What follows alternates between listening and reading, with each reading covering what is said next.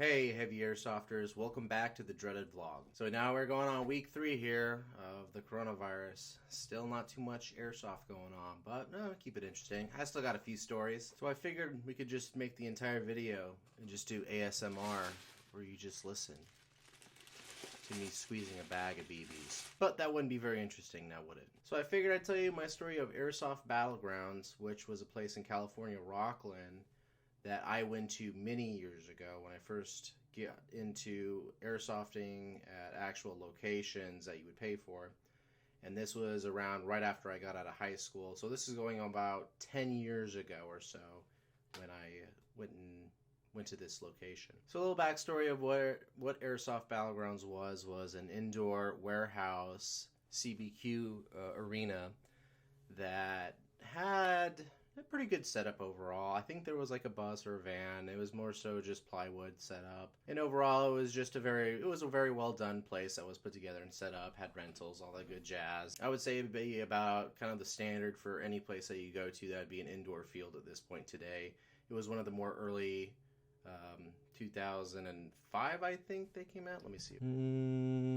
So it ended up opening up in October 10th, 2010. So it was probably around then when I first went there. And I didn't even realize it was probably even new at that time when I went with a group of friends and we went and checked it out just to kind of see what, for me to find a location. Because for me, when I first started getting airsofting, I would go on my family's property and I'd have friends over and we just do airsoft there or go out to other people's property. One family friend, actually, his neighbor owned an online store and he had a bunch of airsoft stuff and he had a bunch of property, so we would go over there and we'd do night games and stuff like that, and that was a lot of fun. Love doing that. I always have that memory close. But I wanted to get a chance to go to a new field, and I came across this place called Airsoft Battlegrounds, which wasn't too far from where I lived at. It was about like 45-minute drive or something like that. So it was like, all right, cool. We can go to an actual official place. It's going to be CBQ. It's not just an outdoorsy map. And I was like, all right, I'm jazzed. This is going to be cool. So it started out that I went by myself, and it was night games. I know for sure because they opened their doors at, it doesn't say, but I know it was, I think it was from like noon all the way till 10 o'clock or something like that on the weekends. Because I'd usually go either Friday or Saturday or Sunday or something like that. I think it was Fridays I would go because I'd go right after work. And so I'd rack up and put everything in the back of my truck and head on down there. So yeah, no, I got all chronoed up and got it all set and ready to go. Went in and had actually pretty good first time. I think the first time I went, and I was thinking, oh yeah, I'm going to run crouched all over the place. I was running crouched for probably hours, always staying low on my knees, and I didn't do this very often. And I remember, I don't know if it was this time or another time, I think it was when I went all day, and I think it was the second time I went out there. And I had wore out my legs so much that the next day I couldn't move my legs getting out of bed and going to work. It was so bad.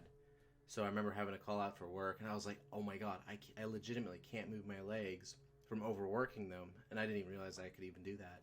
And I was 19, 20 at that time. I'm pretty sure I was 19. So that was one of a decent memory of just realizing what my body could do at that point. But I went there for at least a year, and for the most part, and everything was good. And they had a definitive group of people that usually came out there. And I know for the most part, I kept to myself because then I would go outside and reload all my stuff outside and then just kind of go back and forth because I had everything set up in my truck that way where people would bring their stuff in, but I was just more comfortable bringing it out, locking the truck up, and then going back and forth and doing it that way. So I just kind of made it where I had my sequence of how I did things. So, but everything seemed cool for the most part. But then I think, what was it? Just a little bit after a year, though, I was talking to some of the staff, and they were saying, I think it was either the store or they closed for a weekend or something like that. And then I talked to some of the staff, like, oh, what's going on and all that. And apparently, from what I had heard at the time, was that being sold out and it's going to be under new ownership. So it's like, oh, no, that's not good. I mean, I thought, well, whatever. Okay, at least it's still open. All right. being just younger, not even getting. So I continued to go there, and things were changing. I know there was different referees. People got fired, and then new people got hired. Different crowd of people came. There's just started to be a more different dynamic of some of the staff that talked to a different crowd of people that were their regulars, and that how they liked them. I was, I'd say at the time, kind of an early speed softer at that time. I was definitely not heavy airsoft, so but definitely the whole dynamic of how it felt going there was starting to go downhill, at least for me.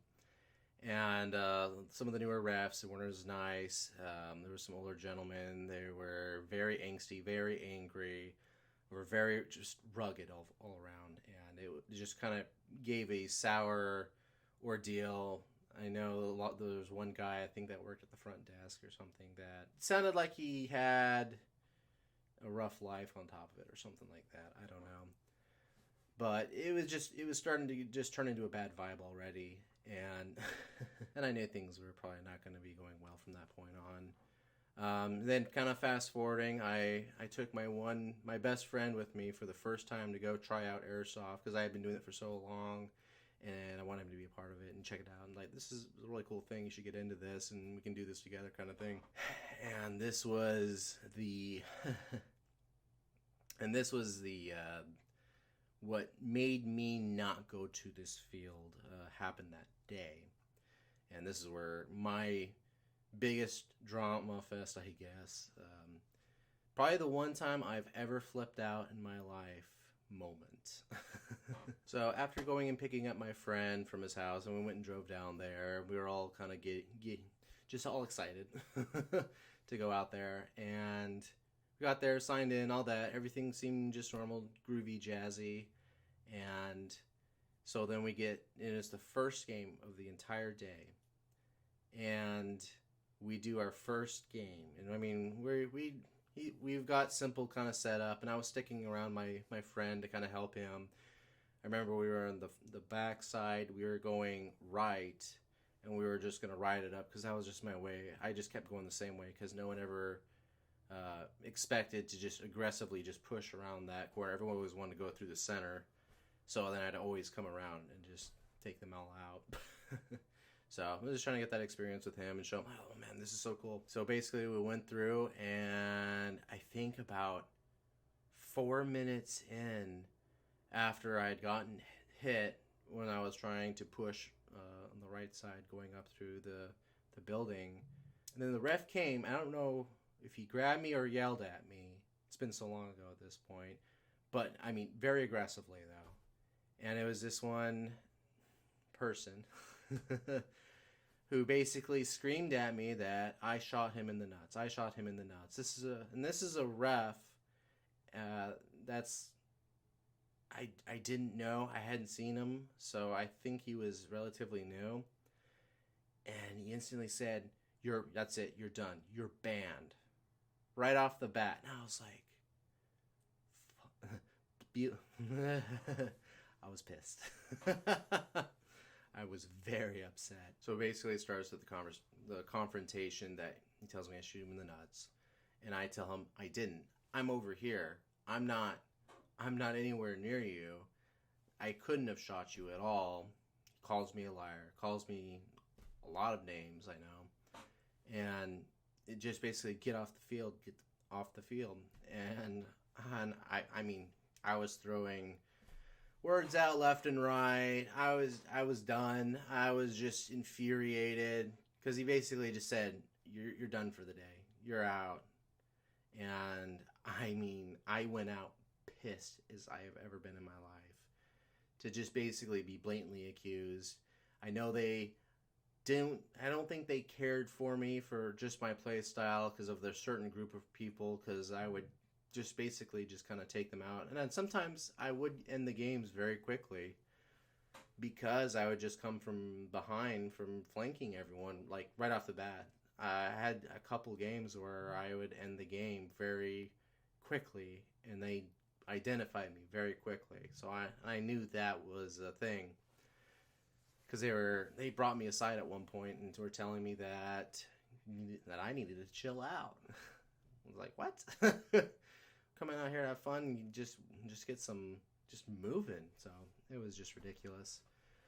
But so I went out and I'm leaving the staging ground and I'm heading towards the front desk because that's it. I'm like, I want my money back. This was the first game. You're saying that you're telling me all this BS and for one, you can't even take one hit. You're thinking that I am viciously trying to attack you. You're insane. There's something wrong with you if you really believe that.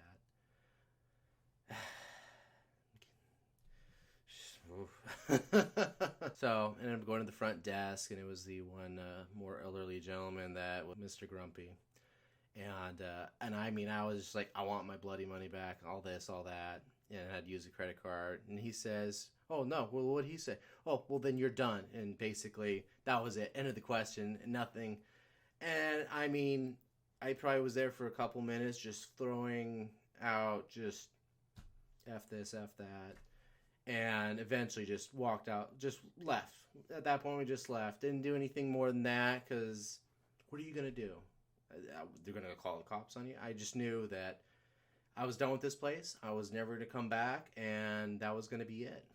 And so me and my friend left and went back to his place. I called the bank. I told them that they did not deliver on what they were giving me. I got my money back. So I was happy about that. I got my money back. So, ha. But going forward, because I always kind of wonder whatever happened to the place. Because I knew something. I knew that place wasn't going to last. And it didn't. I was selling some of my gear stuff because I took a long break after that moment for many years. And I was talking to a gentleman that I was selling some stuff to. It was like a scope or something like that. And I was like, yo, did you ever go to that place? And he was like, oh, yeah, no, they're closing down. And so I was like, oh, really? And yeah, so I don't know the full story of why they closed down or whatnot, but I'm pretty sure it just didn't do well. They probably had issues with the staff and people, and it just didn't work out for them, which was sad because it was a very decent location overall, and I was very sad about that. So, but overall, I have no ill regard to any of the people.